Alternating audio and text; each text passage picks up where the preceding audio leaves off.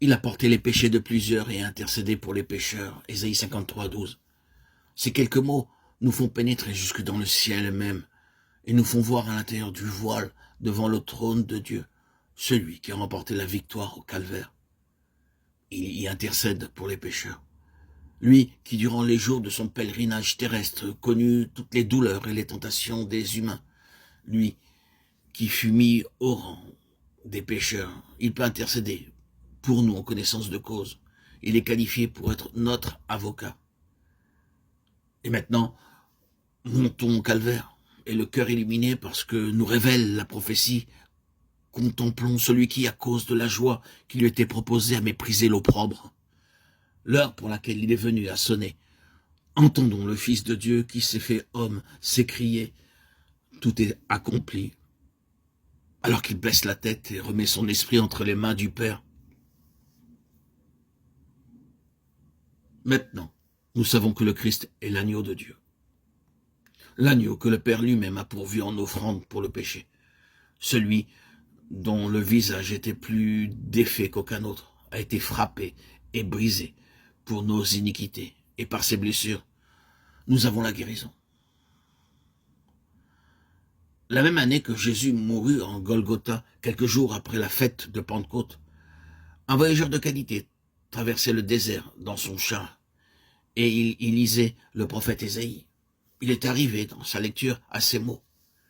Il a été conduit comme un agneau à la boucherie, sa vie a été retranchée de la terre des vivants. Sans doute, il se demandait de qui il était question lorsque Philippe, l'un des disciples, s'approcha de lui sous l'impulsion de l'esprit et se mit à lui expliquer la prophétie. Et comment la lui expliqua-t-il? En lui prêchant. Philippe expliqua la prophétie et démontra son accomplissement en annonçant la croix de Christ. En prêchant Jésus à ce cœur qui cherchait la lumière, il dit la bonne nouvelle du salut. Acte 8, 26, 35. Par là, frères et sœurs en Christ, chers amis, le Saint-Esprit rendait témoignage à la parole du prophète Ésaïe, montrant qu'ici, le prophète avait bien annoncé le Christ de Dieu, qu'il avait vu sa gloire, et parle de lui. Jean 12, 41. Bien avant sa venue terrestre, le prophète Ésaïe annonce la venue du Seigneur.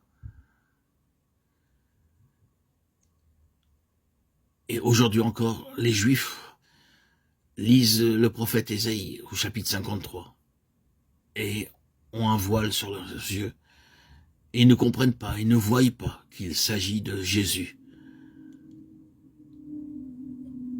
Quelle douloureuse affliction, quelle peine pour mon cœur qui suis, moi par ma naissance juif, et qui voit ce peuple aveugle à la croix, à la victoire de Jésus au calvaire, qui ne voit pas dans ce passage d'Ésaïe chapitre 53 cette révélation du prince de l'amour, du prince de vie qu'est Jésus, le seul et unique médiateur, le seul par qui tout genou fléchit, par qui tout homme est sauvé, le seul, l'unique, le passeport, l'entrée au royaume ne peut se faire que par le Fils de Dieu. Ah, que de tristesse dans mon cœur. Ces cœurs qui ne veulent pas être conquis par l'amour de Dieu, l'agneau de Dieu qui est Christ. Ils refusent l'appel. Il est pourtant si clair, si explicite.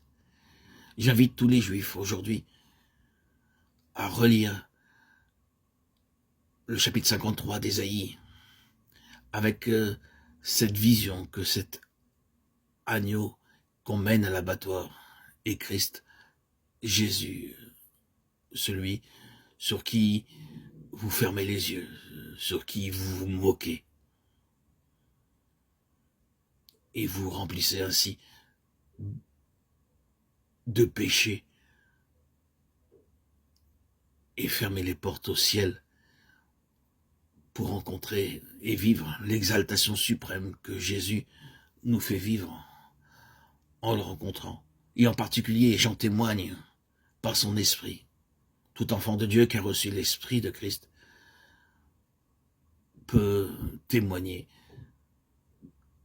du bonheur merveilleux qu'est de vivre de la présence de Christ et de sa plénitude. Quel préjudice, quelle tristesse, quelle désolation que tant de éminents rabbins s'opposent au dévoilement de Christ, s'opposent à la vision céleste que Christ Jésus, notre Seigneur, veut offrir à tous ceux qui veulent avancer et s'élever. Ah Seigneur Jésus, je voudrais intercéder jour après jour par mes prières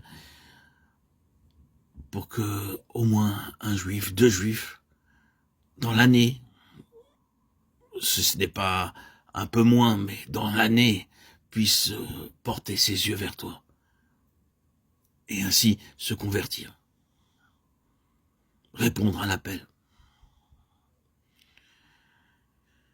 Qu'il soit fait selon ta sainte volonté, Seigneur Jésus.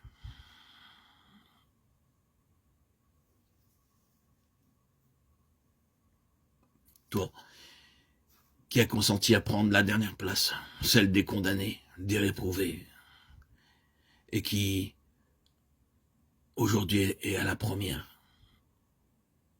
Toi, par qui seulement les portes sont ouvertes pour accéder au royaume.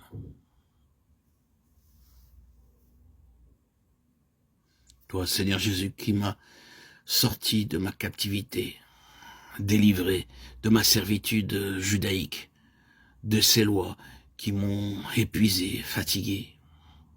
Et pourtant, j'y prenais quand même un plaisir, mais le voile était sur mes yeux. J'étais longtemps dans l'incertitude en ce qui te concerne, Seigneur Jésus. Mais malgré tout, et c'est ce que je fais maintenant, j'interpelle chaque juif à faire comme je l'ai fait, lire secrètement l'évangile jusqu'à ce que, à un moment donné, l'appel se fait et le cœur tressaille devant la puissance de Christ, la puissance de vie génératrice qu'apporte Christ à tous ceux qui s'intéressent à lui pour être rassasiés de sa lumière, vivre de sa puissance, de sa grâce et de son amour. Il nous faut lire régulièrement la Bible, y être assidu, ainsi le Christ se dévoilera. Derrière les lignes de l'évangile se trouve l'habit du Christ, se trouve le vêtement de Christ, et derrière ce vêtement, derrière ces lignes, se trouve Christ lui-même en personne qui se dévoile, qui est la parole. Lisez, frères juifs, c'est à vous que je m'adresse. Frères et sœurs juives, lisez l'évangile. Secrètement, si cela vous cause préjudice dans votre entourage extérieur, secrètement, la révélation se fera, quoi qu'il arrive. Je l'ai vécu. Et elle s'est conclue par la joie de vivre le baptême, le 26 septembre 2019, où je suis sorti des eaux baptismales au lac de ma ville.